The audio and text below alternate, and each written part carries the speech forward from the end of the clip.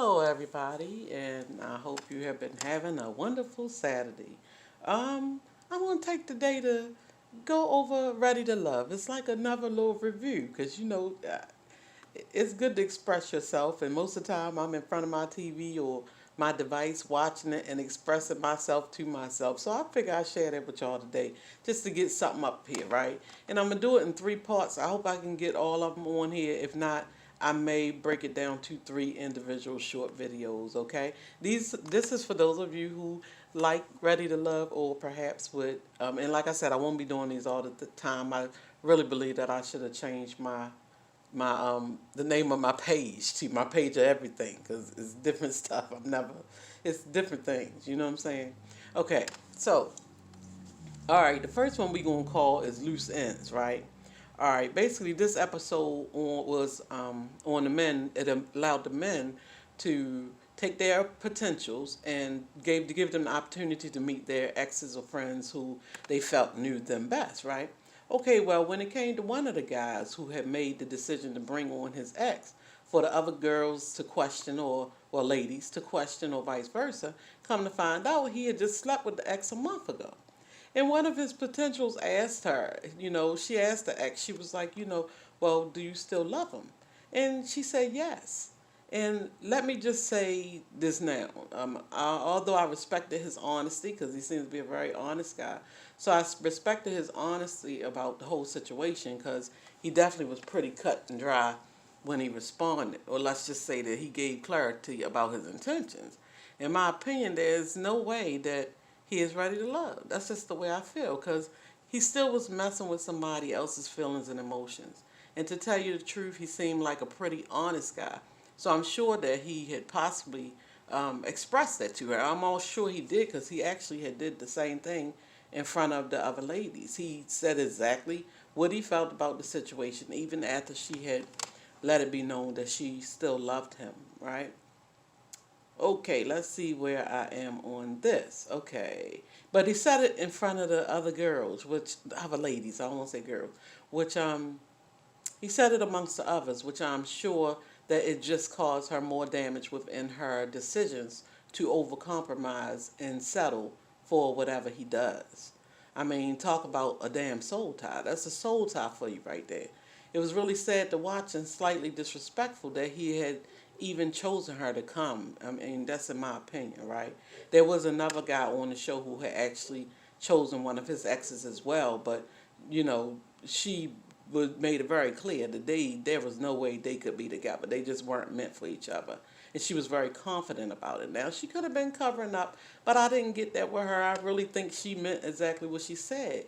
And her meaning that and saying it that way, the whole posture was different from the other woman who had clearly been beaten and bruised mentally, okay, from dealing with someone who, is just like comfortable with it just being the way that they want it to be, let's just say. Okay, but you can see the difference even in their postures and everything. Not unless, you can see the difference in their postures and everything. Anyway, I need to just be talking this out, y'all, because I'm just trying, I've jotted it down real quick just to see, make sure I didn't forget anything. And when I peek at this, sometimes I get all over the place. But anyway, this is the message for that. When you are preparing yourself for that possible and all be all, you can't have those kind of situations and attachments still going on. Because you're not only being unfair to yourself, but you're definitely being unfair to the other person too. Because you can't just push a button to make feelings disappear. You know what I mean? But a month ago, come on now. A month ago, y'all. That's like he just climbed up out of his bed, went in the bathroom, looked in the mirror and said, what should I do today? Oh, I know. I'm going to go on Ready to Love. I'm just saying, top all y'all loose ends before doing that. Because you can't expect a person to have closure if you're still sneaking to eat out of the pot, right? Okay, so that was number one, y'all. I don't know if I'm going to be able to get them all on here. Second one was another situation. We'll call that unfriended. I'm sorry for smacking and all that stuff. I think that's my medicine, dude. Okay, unfriended. Secondly, in this one, there were four participants that decided to go on a group date together, right? Two males, two females. The females get into an argument because one female felt like the other was being fake and had pretended to be building a friendship with her on the show. So the two begin to argue loudly in the restaurant, and in that moment, I'm gonna tell y'all, if I was the two guys, I probably would have got up and left them sitting right where they was at, cause I almost got up myself and walked away and took a bathroom break or something from that part. It was. But then again, let me change that, cause then again, maybe I do agree with them remaining seated, cause that's them embarrassing them at the end of the day. And who in the hell try to pass up a good meal in the show to you? I don't know. I probably would have sat right there, right? If you know what I mean. I'm just saying, in my opinion, it was a lot of immaturity going on so far this season. And this is only a few of many incidents. I mean, I understand you wanting to call somebody out when you learn that person is shady. But at the end of the day, in that moment, you really need to just keep it moving and thank God for showing you how somebody was up front. Instead of you bonding and creating a friendship or relationship with somebody, just a delay to find out that they were the snake in your grass that was not only biting your ankles, poisoning you, and causing you to end up somewhere in the hospital the whole time. And you think that when you thinking you just watering the grass, right? You thinking you just out there watering the grass or friendship or whatever, hoping that it will grow, right? Shoot, y'all know where I'm trying to go with this. If y'all don't, give it a minute, because I don't even know. I got confused. I told y'all I'll be reading extra words that ain't even there sometime. But anyway, in my opinion on this particular one, in my opinion, these days it can almost take a lifetime to find a truly good friend, or someone that you can really feel like is down for you, right? And even then they can be tricky. So why are people becoming crazy and upset about somebody betraying them that they barely even know? I mean, I just don't see the sense in that. Okay, the last one. I'm going to see if I can get this on here, y'all. If not, I'll make an additional video. Ego or not, okay? And I just want to quickly address one last previous show, okay? When a man called the girl fake while toting around a pool stick. Yes, once again, everyone is entitled to their own opinion. So it's okay to call a spade, and in his defense, I believe that he definitely could have been offended by the girl saying that we need to barbecue him. Because trust me, saying that to certain ethnicities can mean a whole nother thing, right? Even if you didn't mean it to come out the way that it was, right? So I sort of get that and all, right?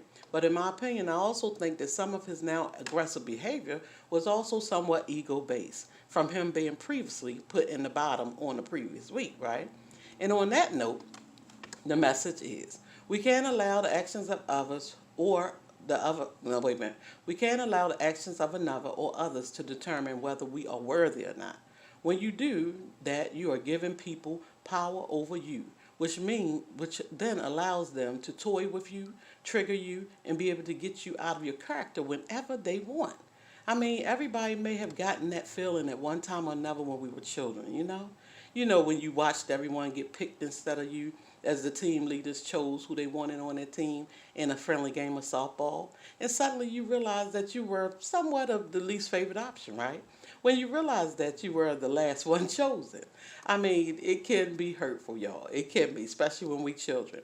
Especially if you don't have tough skin, haven't been raised up to simply not give a damn, or you just been hurt so much that you just be simply numb to the BS, right? Anyway, no matter how you got there, you know your worth, right? Because I'm telling y'all, the best feeling in the world comes when it's your turn to step up to the plate and knock that ball slam out of the park, as you witness the looks on everyone's faces when they all suddenly realize that they have underestimated you. That's how you gain your true victory, right? Because when you know who you are and truly learn your own value, they can't even get to you. It's like you'll be rocking a shield around you or an S on your chest all day long. So be your own superheroes. Because these shows that are designed like this are not for the faint at heart. Because the world will chew you up, or sometimes and intentionally. They'll chew you up intentionally and spit your ass out once they learn or even get an inkling that this is your weakness. Stay strong, my beautiful people, and I love y'all. Y'all already know. That wasn't the message for today, but I had watched that real late in the middle of the night, and I just was like, what in the world is going on? So the whole title of this actually was, where is it? What in the hell is going on Ready to Love, right? Okay, but y'all check that show out. It's really good and interesting. This one is a bit messy, I will say that, but hey, that's good TV nowadays, right? All right, I'll talk to y'all later. Probably do something for Sunday, right? Some kind of positive. We just feel a little messy to me, right? So we'll come back positive. It's messy, but it's positive. We got some messages in there, okay? I love y'all. Y'all already know. Bye.